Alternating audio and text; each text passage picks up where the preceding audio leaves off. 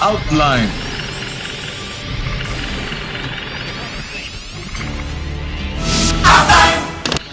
Tú eres un especialista, has profundizado mucho más y tú por qué le das el inicio a Constantino de Tárnava o en el caso contrario, ¿por qué no? ¿O hasta dónde llegas el día de hoy? No, Gabriel mira, Sosa. yo diría que efectivamente coincido contigo, creo Jaime, de que son varios pioneros y de que se hicieron transmisiones experimentales, por ejemplo, en Veracruz, en Puebla, incluso se habla de algunas hasta de Saltillo, pero la manera en cómo se estructuran esas primeras transmisiones, ya con una intención de comunicar una idea, de darle una coherencia, un sentido de un género, o al menos de un programa en especial, sí son estos dos grandes momentos. Este que te comento del 27 de septiembre de 1921, con los hermanos Gómez Fernández, y el 9 de octubre de ese mismo año con Constantino de Tárnava. La gran diferencia, yo creo que tú la estás de alguna manera resaltando. Los hermanos Gómez Fernández siguieron haciéndolo quizá por algunos meses, pero Constantino de Tárnava lo hizo por años. Y esa emisora que él fundara, que fue la XEH, sería vendida ya entrados los años 80, tengo entendido, por la familia, porque pues ya no quisieron continuar con esta labor que era, pues sí, absorbía demasiado tiempo, que era sostener una estación de radio. Y de hecho la XCH es una emisora que sigue transmitiendo, Hoy me pero dijeron que estaba en los primeros lugares, aparte. Sí, pero que los actuales dueños, que obviamente son muy distintos y ya pasó por diferentes manos esa radiodifusora, pues no le dan el crédito de ser la más antigua prácticamente de la radio en México. Y tendrían también que documentarlo, porque también si nosotros nos vamos a la referencia de las transmisiones continuas sin interrupciones, pues muchos nos ubicamos sobre todo con la XCB, que surgió también en septiembre en este caso, pero de 1923. Sí. Yo lo que siento, voy a tener un atrevimiento porque estoy frente al maestro y te pido disculpas antes. Voy a tener un atrevimiento de dar mi opinión, pero yo creo, entre otras cosas, primero porque tenía el nivel de conciencia que estaba haciendo algo que se llama radio. Tiene un nivel de conciencia. Luego era un ingeniero que él armó todo, ¿no? Luego había un patrocinio. O sea, el sentido comercial, había un patrocinio, había un spot, había música, había información, pero sobre todo el estado de conciencia de decir, esto es lo que estoy haciendo, se llama radio y yo estoy transmitiendo radio. Años después refrendado por la carta que tú me dices, que dices, no, yo soy pionero del radio. Entonces, es un estado de conciencia, y él quería su licencia de pionero, ¿no? O sea, él ya se sentía pionero, pero quería la licencia de pionero, además, ¿no? Si fuera necesaria. Y yo creo que son muy importantes esos deseos, ese anhelo de Constantino de Tárnava, ¿no? Sí. Y yo creo que, como bien dices, plenamente consciente de su aportación histórica y de su lugar que se le reconoce en la historia de la radiodifusión en México. Indudablemente. Y te voy a decir también algo adicional.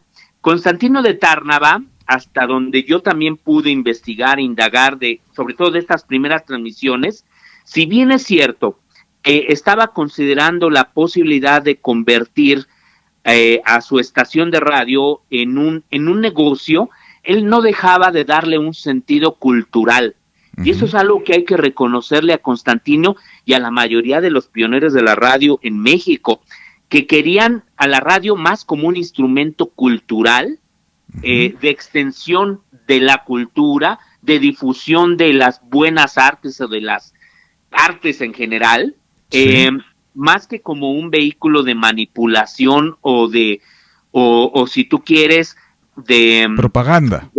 De propaganda, también podríamos decir de consumo. No, lo veían como un vehículo cultural y educativo, y eso es algo fascinante en la historia también de los pioneros de la radiodifusión en México, entre ellos, pues sí, este lugar tan destacado que tiene Constantino de Tárnava. Voy a aprovechar esta inserción, este pase que me estás dando, este pase a gol, pero mejor te voy a regresar el balón a ti y quiero que me contestes entonces para ti, ¿cuál es la misión del radio en global?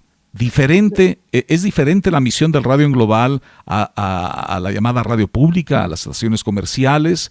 ¿O tú coincides con Constantino de Tárnava? Medio contestaste, pero insisto en la pregunta. No, sí, mira, la radio, pues incluso legalmente, cumple una función social muy importante y es garantizar derechos de libertad de expresión, de información. Son vehículos educativos, son vehículos de socialización, de orientación, vehículos fundamentales para situaciones de emergencia, pero también es cierto que pueden llegar a ser negocios y muy buenos negocios, quizá ya no tan grandes como lo eran antes porque dejaron de ser pues la principal alternativa dentro de esto que llamamos la industria de los medios o ahora ecosistema mediático o ecosistema digital, pero no dejan de tener una relevancia pues muy importante. El gran problema es que sí, muchos de este modelo se fue distorsionando con el paso de los años y mira, no tengo nada en contra, por ejemplo, de la música grupera, pero llama la atención que hoy día, de acuerdo con un estudio del Instituto Federal de Telecomunicaciones, el mayor número de emisoras, pues, proporcionalmente, que programan música grupera, pues se ubican justo en este ámbito, ¿no? Son muy poquitas las que programan música clásica, por ejemplo, las que programan jazz, de ahí la relevancia, pues, de la radio pública para, pues, tratar de equilibrar, todavía no se logra, este modelo que ha sido preponderantemente comercial.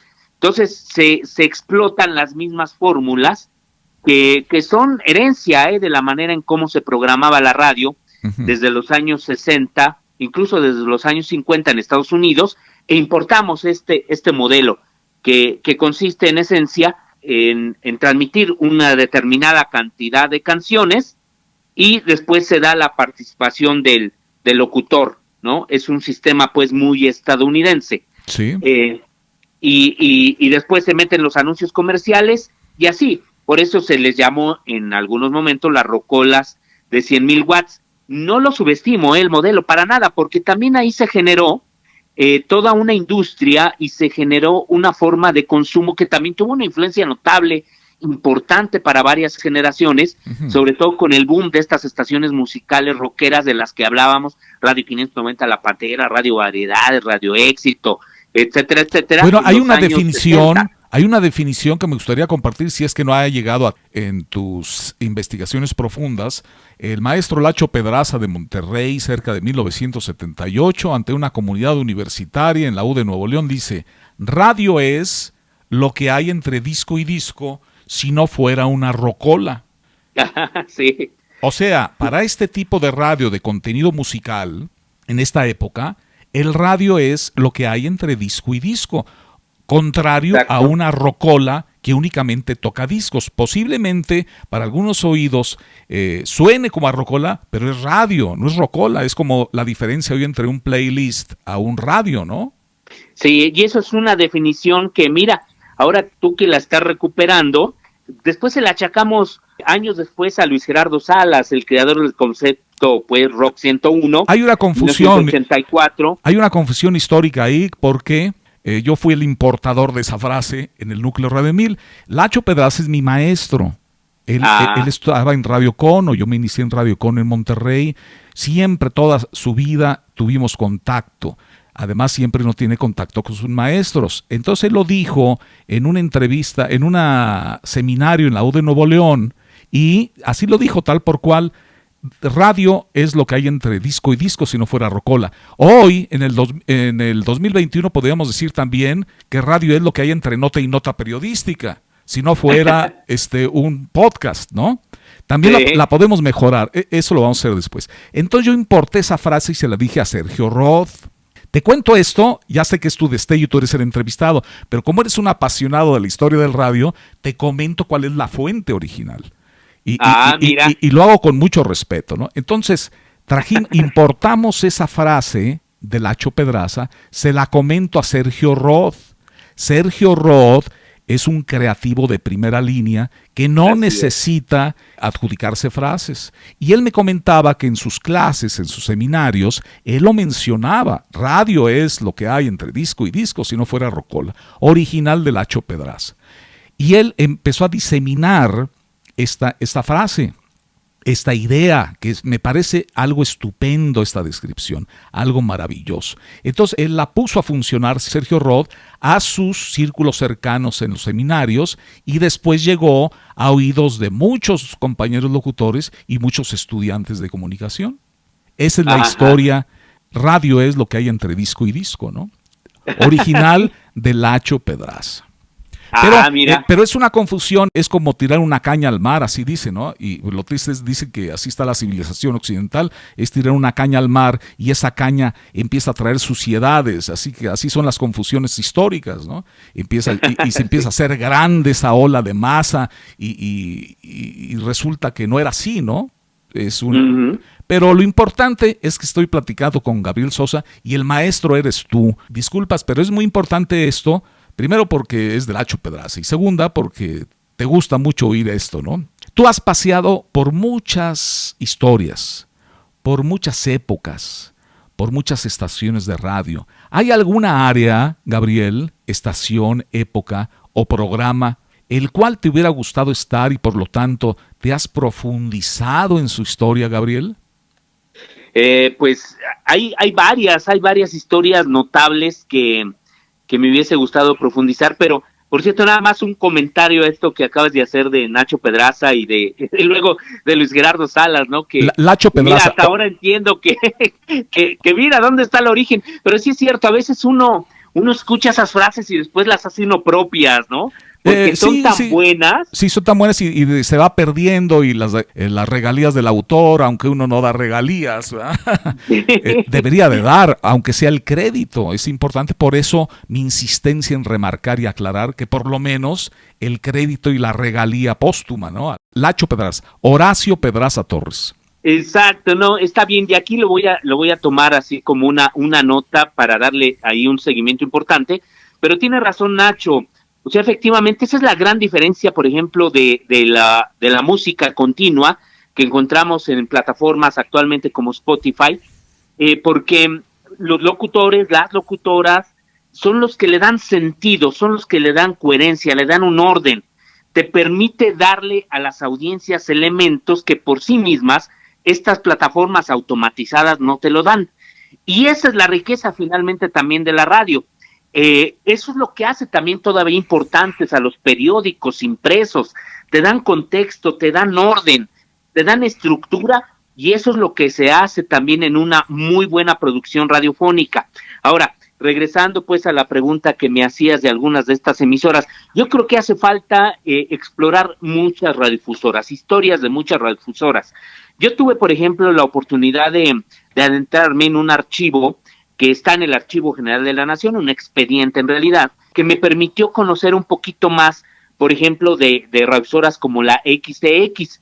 Es una radiodifusora que se caracterizó aquí en Ciudad de México por ser una radiodifusora sobre todo de carácter informativo, periodístico.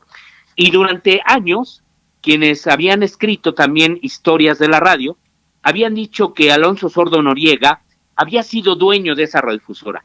Y yo, por ejemplo, lo que encontré en ese expediente es que en realidad él nunca fue dueño. En realidad, quien fue dueño durante todos estos años, sobre todo en los años 40, 50, había sido Petróleos Mexicanos. Él es esta institución, pues este órgano del Estado mexicano, era la verdadera dueña. Alonso Sordo Noriega, según pude ver en todas estas correspondencias y demás, quiso comprar esa radiodifusora, pero no le dieron oportunidad. Hubo resistencias, en fin, pero él hizo grande a la XCX e hizo grande también a muchas otras emisoras de radio. Para muchos historiadores, Alonso Sordo Noriega pues ha sido una de las grandes voces de la radio mexicana. Pero bueno, esas pero son, es cierto, ejemplo, lo que estás mencionando es otro ejemplo. En historias de café muy bien platicado con compañeros de radio, se cuenta tal como lo dijiste primero, la X de Sordo Noriega, ¿no? Así es. Y se podría dar por hecho, nunca fue concesionario. No, no, desafortunadamente. Ya hay una historia muy sentida, podríamos decir, también alrededor de ello, a partir de una carta que envió su esposa al presidente Miguel Alemán, platicando todo esto, ¿no? Y diciéndole que apoyaran al esposo y todo esto, pero a la mera hora no se dio, no se dio. Pero bueno, así como esas, te digo que hay decenas. Cuando yo tuve la oportunidad, sí, justamente junto con Alberto Esquivel, de escribir esta historia de las 1001 radios, y después cuando tuve la oportunidad de adentrarme a los archivos, me di cuenta de que hay muchas historias, te lo reitero, no contadas. Y hay un archivo maravilloso allí en el Archivo General de la Nación que se llama Archivo SCOP, que era, como tú sabes, las siglas que antecedieron a la actual Secretaría de Comunicaciones y Transportes, que era la Secretaría de Comunicaciones y Obras Públicas. Bueno, ese archivo contiene documentos de radiodifusoras, sobre todo de los años 40 y 50, que eran los reportes que hacían una especie de inspectores, supervisores que tenía la SCOP en cada una de las emisoras de radio, y lo que hacían era presentar un reporte pormenorizado de lo que se transmitía en ese momento al aire, y después hacían recomendaciones puntuales si, por ejemplo, desde su punto de vista se habría violado la ley. Bueno, esos recuentos son maravillosos porque te permite también tener un acercamiento de cómo era la radio en aquellos años, ya que, pues desafortunadamente también no contamos con muchas grabaciones de las radiohoras que existieron en aquellos años, porque tampoco se les consideraba como algo prioritario dejar grabaciones o de alguna manera constancia de lo que se estaba transmitiendo al aire. Y así se fueron muchas de las historias de la radio. Se fueron al aire, sí, porque no hay desafortunadamente algún soporte pues documental que nos permita conocer esas historias. Pero bueno, destaco esta de la XCX. Sí, valiosa, muy valiosa. Muy, muy valiosa. Es una de las grandes radiodifusoras, como te decía, de la época. Y pues, ¿qué te puedo decir? Te puedo platicar de historias de... Pero no hay una, ya que tú eres muy musical, oye, una pregunta anterior, ¿y ninguno de tus hermanos canta, se dedicó a la música? Mi hermano Eduardo, el que falleció, sí cantó cuando era mucho más joven, cantaba en cafés y todo esto, pero no lo logró hacerlo también en la radio como sí lo logró hacer mi mamá. Por cierto, regresando un poquito a ese pasaje histórico, sí. Mi papá, Eduardo Sosa Olvera, también es ya fallecido, era el que le hacía los guiones y después se convirtió en representante artística de mi mamá. Mi papá hacía los guiones para los programas en aquel entonces, pues, del Ejército Mexicano. Él llegó a no sé qué grado dentro del ejército, pero él era en realidad periodista, pero como trabajaba en esta cuestión del periodismo, pues tuvo que hacer algo de carrera militar, ¿no? Bueno, él hacía esos programas y fíjate que afortunadamente cuento todavía con algunos guiones que mi papá pues sí dejó, y de alguna manera también es un acercamiento a lo que se hacía en la radio en los años 40. O sea, guiones de programas de radio. Sí, programas de radio, eran los guiones. ¿Y qué año? Más o menos los años 40 también. Oye, es una joya. Principios de los años 50. Ahí está tu próximo libro, ¿eh? Sí, yo creo que valdría la pena hacerlo. ¿Cómo no? Sí. Pues ahí están los guiones, de ahí puedes enriquecer toda una época, ¿no? O cuando, por ejemplo, tuve la oportunidad de entrar al archivo histórico de la Secretaría de Educación Pública, porque yo tuve el encargo de hacer la historia justo de Radio Educación, y me encuentro, pues, ¿qué te puedo decir? Con guiones originales, Jaime, de fines, escucha bien, de fines de los años 20 y principios de los años 30, de la entonces Oficina Cultural Radiotelefónica de la Secretaría de Educación Pública. Entonces, hay algunos de estos guiones en realidad son radioteatros, porque son radioteatros históricos, porque también lo que buscaban era llevar pues una formación histórica, un sentido de nacionalidad a las audiencias a través de la radio. Y después en algún momento sé que lo voy a lograr, sí, al menos cuando estemos aquí en Radio Educación, recuperar algunos de esos guiones y hacer una recreación. Eso es lo que te iba a preguntar. En el momento. ¿Cuándo? ¿No? El actual. Yo te aplaudo, te aplaudo, porque sería maravilloso escuchar nuevamente eso. Me estás dando pie para la siguiente pregunta. Entonces, ¿cuándo se funda Radio Educación?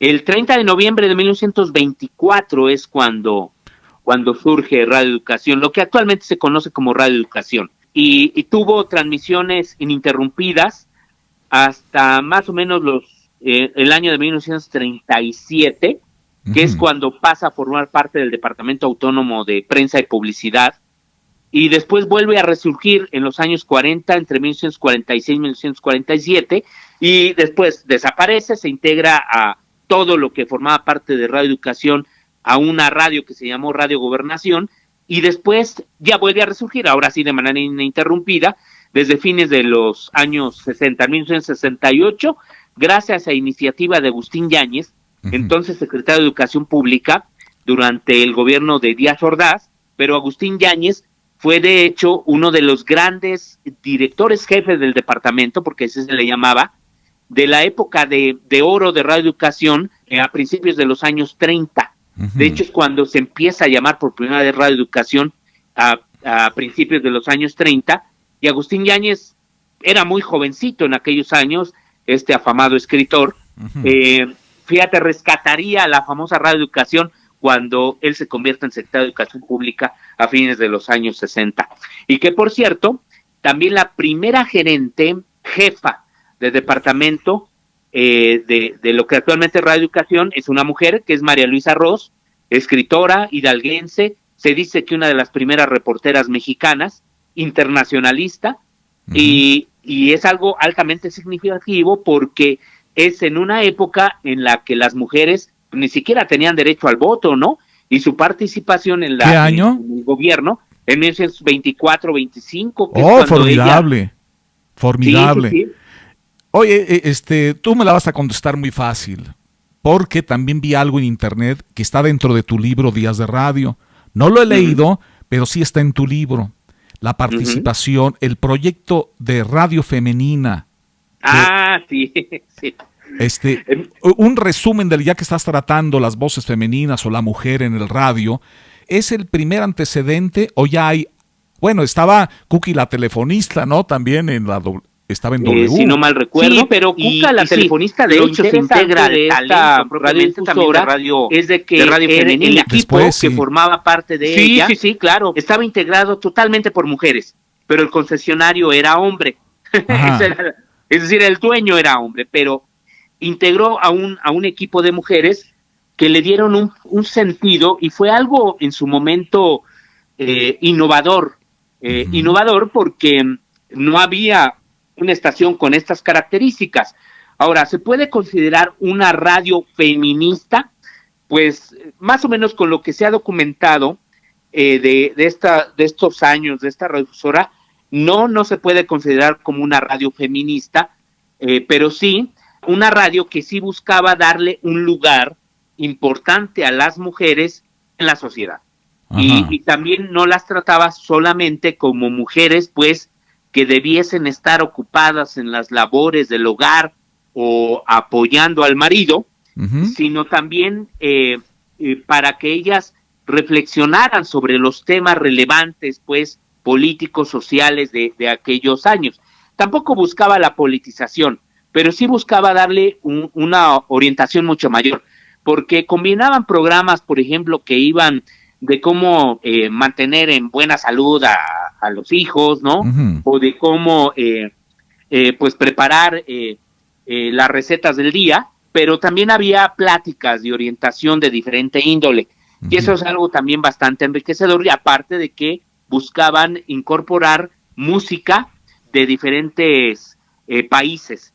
Entonces es algo que también pues se podría considerar interesante, ¿no? Para la manera en cómo se programaban las emisoras de aquellos años. Radio Femenina, entonces, ¿tú lo consideras como un proyecto precursor o ya hay antecedentes? No, yo creo que es un proyecto precursor, porque era la primera radio, o al menos eso es lo que yo tengo documentado, destinado para las mujeres, aunque podrían evidentemente escucharla los hombres, pero estaba sobre todo destinadas a ellas, y con la participación única y exclusivamente desde personal técnico, guionistas, locutoras, integrado por mujeres.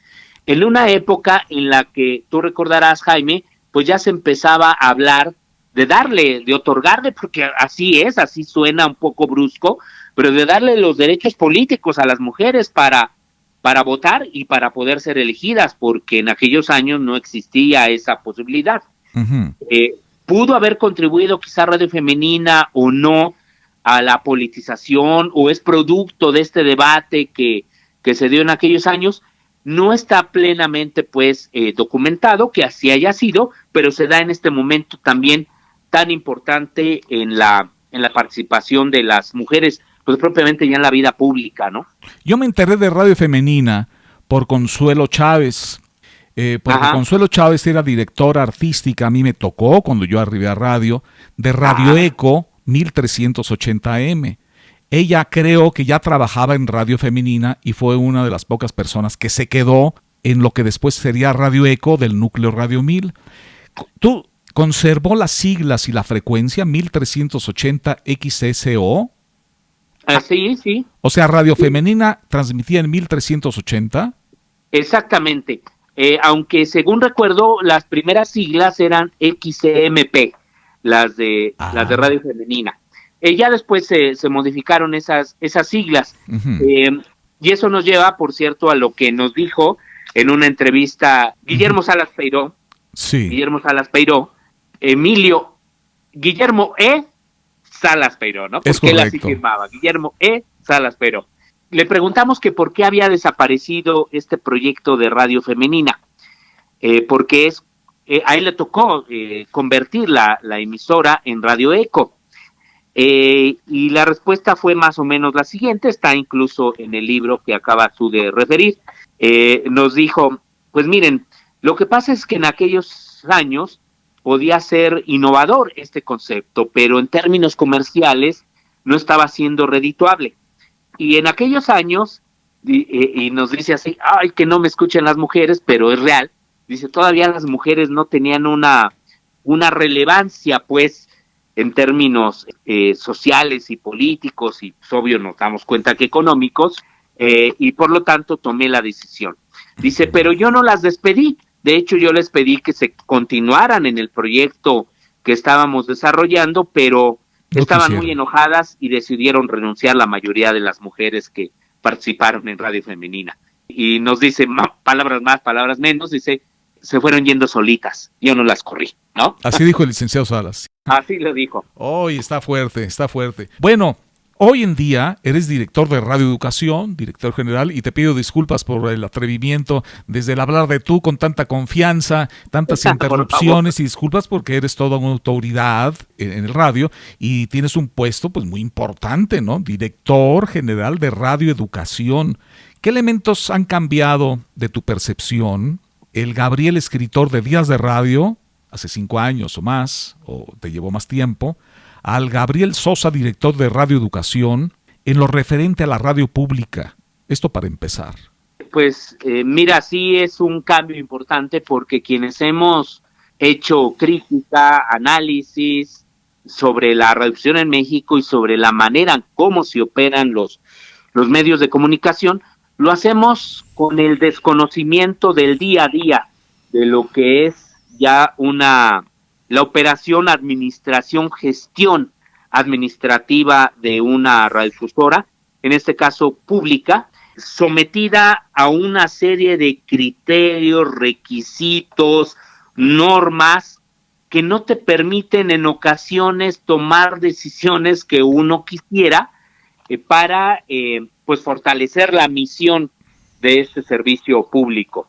¿A qué me refiero? A que, por ejemplo, el día a día de la administración pública te lleva a estar llenando formatos, a estar enviando oficios, haciendo una rendición de cuentas que resulta pues agotadora.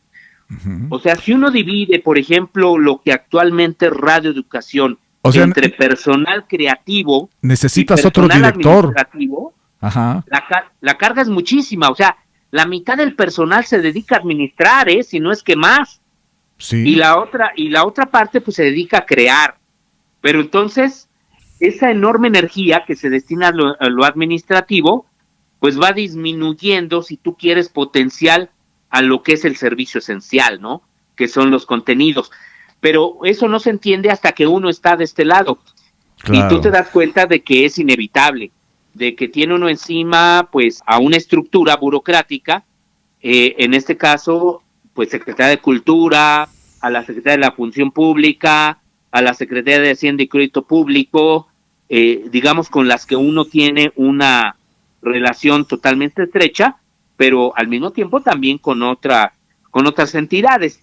Aún así, puedo decirte que es una de las experiencias evidentemente profesionales más gratificantes y que ha implicado un enorme aprendizaje, que me doy cuenta de que me faltaba mucho conocer también de la radio y de que quizás si en algún momento también te da la oportunidad de trabajar directamente en, por ejemplo, en alguna radio comercial, también en este mismo sentido, yo creo que también sería una experiencia totalmente distinta. Por eso a veces sí se da uno cuenta de que quizá fue injusto con algunas críticas que se llegaron a hacer, y más cuando tiene uno que pelear con el presupuesto, ¿no? En el día a día, y de que tiene uno que hacerlo eficiente y administrarlo, pues, con un sentido social, y de que no es fácil. No es fácil cuando hay tantos compromisos también de carácter burocrático y administrativo. Una vez yo le pregunté a Ángel Fernández, el cronista deportivo, oiga, señor Fernández, ¿por qué fallamos tanto los penaltis? Y me dijo, mira, Jaime, una cosa es criticarlo y otra cosa es tirar el penalti en el Azteca, ¿no? Sí. Entonces tú estás enfrente, en medio de la burocracia y enfrente del presupuesto. Es tremendo, ¿no? Es tremendo. Es tremendo. Es tremendo, y es cuando uno pues advierte la necesidad de ir fortaleciendo y a los medios públicos, sobre todo aquellos que como Radio Educación, y estoy plenamente convencido de ello, no te estaría mintiendo pues en este terreno, cumple una función social tan importante. Mira, la mayor parte de los contenidos de Radio Educación se comparten en radiodifusoras públicas, comunitarias e indígenas del país. Radio Educación es la radiodifusora, o es la institución, porque ya es un conjunto de radiodifusoras, que más comparte contenidos a nivel nacional. Ninguna otra, ni siquiera el Instituto Mexicano de la Radio, comparte tal cantidad de contenidos. Sus noticiarios, por ejemplo, los noticiarios Pulso, se retransmiten en alrededor de 30 emisoras de radio públicas, comunitarias e indígenas del país, y se transmiten a más de 20 radiodifusoras de radio bilingüe allá en el sur de los Estados Unidos, por ejemplo. El 100% de los contenidos que se producen en Radio Educación pues tienen este sentido social, educativo, cultural, artístico, y también con una visión muy crítica. No es una radio, a diferencia de muchas otras que podemos llegar a encontrar en el país, gubernamental o que apoye al actual gobierno. No es, y te lo digo así de manera muy enfática.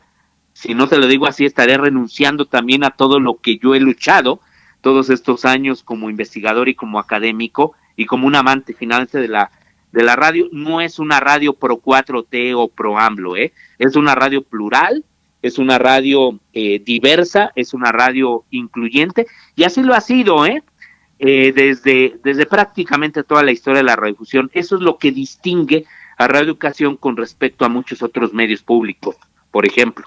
Gabriel, puede sonar a una pregunta inocente, pero creo que es un deseo infantil más que pregunta. ¿Se puede acabar la burocracia? ¿Puedes terminar en un periodo corto con tanta tramitología de radio en donde estás? Pues no, realmente no. El gobierno está organizado así ya desde hace mucho tiempo, y tendría que hacerse una gran reforma de carácter legal, casi también estructural de los medios públicos, para modificar pues su actual funcionamiento, porque lo mismo que actualmente se tiene en Radio Educación, lo vive el IMER, lo vive el Canal 11, lo viven los sistemas estatales de radio y televisión, lo viven las radios indígenas del Instituto Nacional de los Pueblos Indígenas. No, así está organizado el gobierno, y tiene una estructura pues muy rígida, que a veces, como lo ha dicho hasta el mismo presidente de la República, lo convierten en un elefante muy pesado, que a veces pues tarda en caminar, en avanzar. Pero eso implicaría, como te decía, una reforma de gran calado, que tendría que llevar a un gobierno en general mucho más eficiente. Si el gobierno es eficiente, pues también las diferentes unidades, que deberían ser muy eficientes, deberían funcionar de la misma manera. Ahora, aún así, puedo decirte que se puede cumplir satisfactoriamente, quizá no como uno quisiera o como también lo desearan las audiencias, pero se cumple pues una labor que tiene resultados y que se muestra pues en las reacciones, las respuestas que tienen las audiencias. Y eso es algo muy positivo, también considerando que hoy estamos, como platicábamos hace un momento, en un gran ecosistema mediático donde la oferta es demasiada en información, entretenimiento, cultura, diversidad de contenidos. ¿Algo que agregar, Gabriel?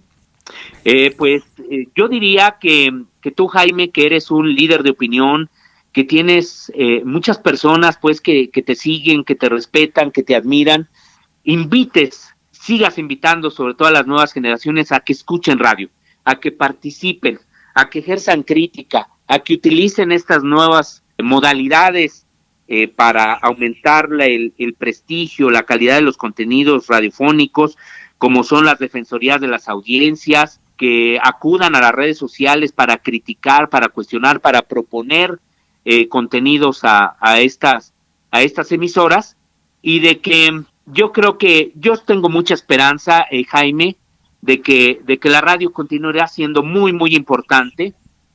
Muchos auguraban en diferentes momentos la muerte de la radio. No va a ocurrir así. Yo creo que más bien vive una transición que ha durado mucho, pero que es una transición que iba a ser muy, muy positiva para que la radio continúe cumpliendo pues su labor de una manera muy satisfactoria, utilizando pues los elementos que le caracterizan: la música, la voz, los efectos, los silencios. Muchas gracias, Gabriel. Un abrazo y gracias nuevamente. Al contrario, a ti, querido Jaime, espero haya sido de utilidad, y ya sabes que con enorme gusto, pues aquí estoy, ya tienes mi teléfono para lo que necesites.